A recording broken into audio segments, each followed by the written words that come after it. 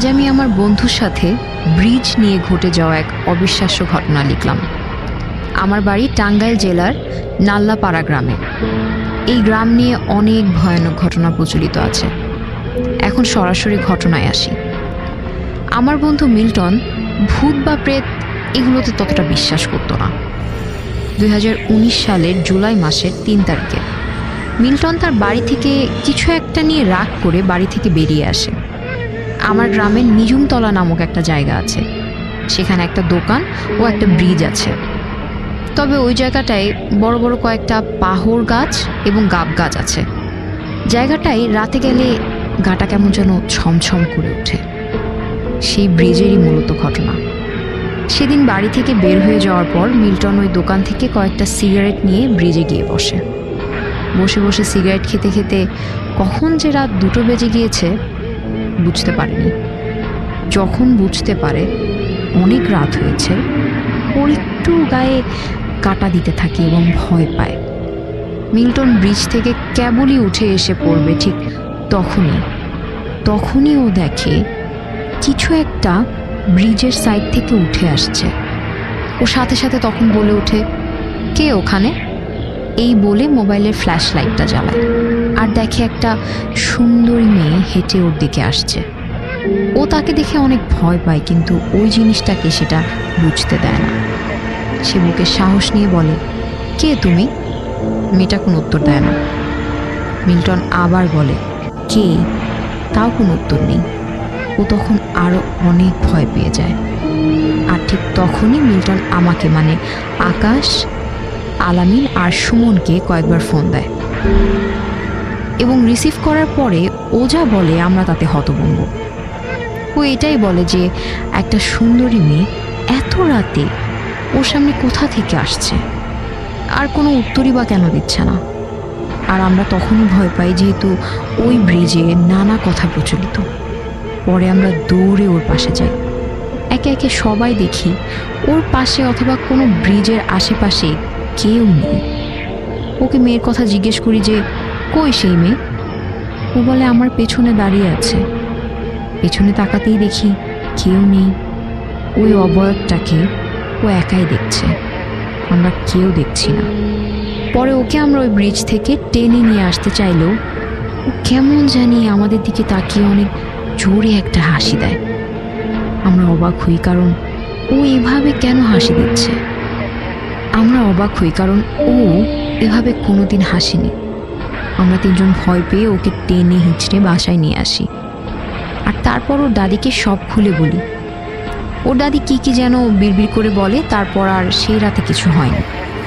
তার পরের রাত থেকে শুরু হলো আরও ভয় পাওয়া। মিল্টন রাত 12টা কি 1টা বাজতে না বাজতেই ওর মুখে ওই রাতের হাসি দিতে দিতে সেই ব্রিজে চলে যেত আর কার সাথে জানি কথা বলতো। প্রথমে কেউ বুঝতে না পারলেও পরে কারো বুঝতে আর বাকি থাকে না। তারপর ওকে একটা বড় কবিরাজের কাছে নিয়ে যাওয়া হয়। কবিরাজ মিল্টনকে দেখেই কেমন কেমন যেন করতে থাকে আর সামনে নিয়ে যাওয়ার আগেই বলে, ওরে নিয়ে যা, আমি কিছু করতে পারবো না। মিল্টনের দাদি তখন ভয় পায়। কবিরাজকে বলা হয় আমাদেরকে না করবেন না, কিছু একটা করেন। এভাবে বলার পর সে বলে, আমি কিছু করতে পারি, তবে রাতে ওর রুমে যাই হোক কারো যাওয়া যাবে না। পরে কবিরাজকে জিজ্ঞেস করা হয় কি হয়েছে ওর আর কি করবেন। তিনি বলে যে ওরে পরি ধরছে আর ওরে খুব পছন্দ করছে, ওরে ছাড়বে না। কবিরাজ বলেন, আমি যা করতে পারি তা হলো মিল্টন আর ব্রিজে যাবে না, কিন্তু পরিটা ওর রুমে আসবে প্রতিদিন। তা শুনে আমরা সবাই অবাক হয়ে যাই। আর ওর দাদি অনেক কান্নাকাটি করে এবং কিছুতেই রাজি হতে চায় না।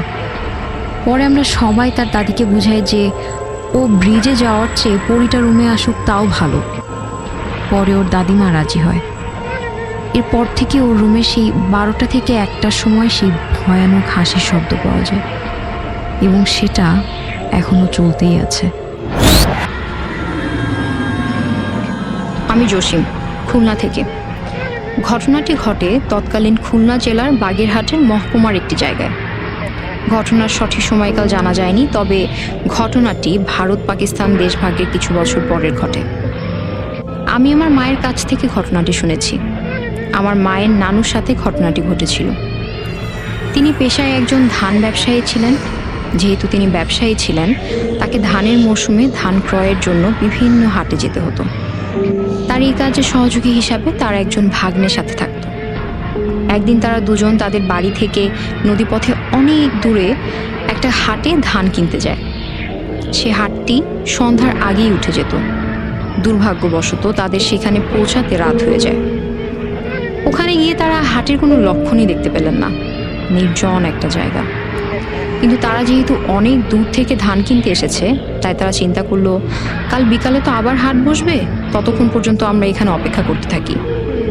ধান বহনের জন্য তাদের বড় একটি নৌকা ছিল।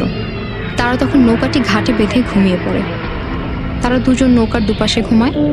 মাঝরাতের দিকে যিনি মামা, তার ঘুম ভেঙে যায়। তখন তাকে কি যেন একটা দীর্ঘ দেহী অবয়ব সজোরে নৌকা থেকে চেপে ধরে।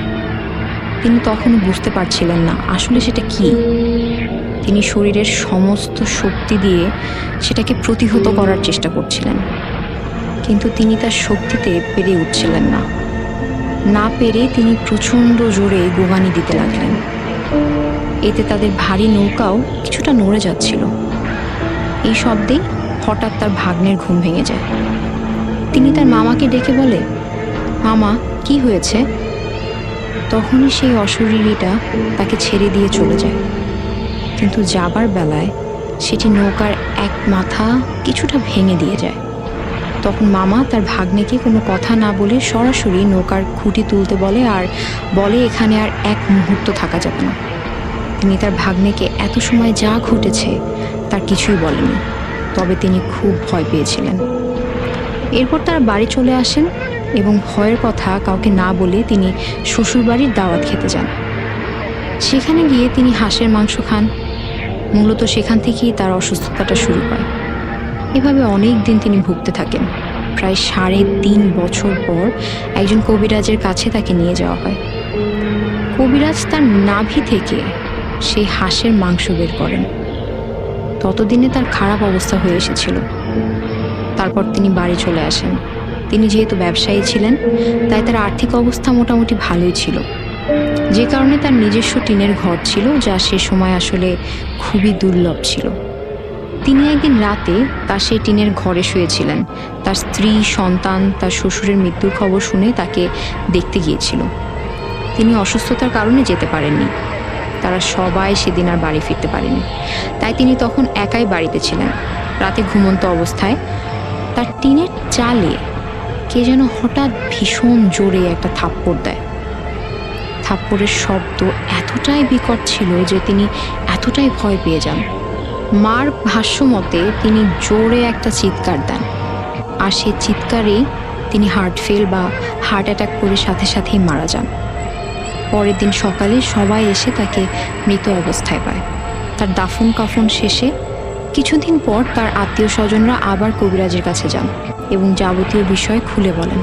কবিরাজ তাদের বলেন, টিনের চালের থাপ্পড় সেই অবয়বটি দিয়েছিল যেটি সেই হাটে ধান কিনতে গিয়ে নৌকায় ঘুমন্ত অবস্থায় তাকে চেপে ধরেছিল। আসলে হাটের জায়গাটা আগে একটা শ্মশান ঘাট ছিল।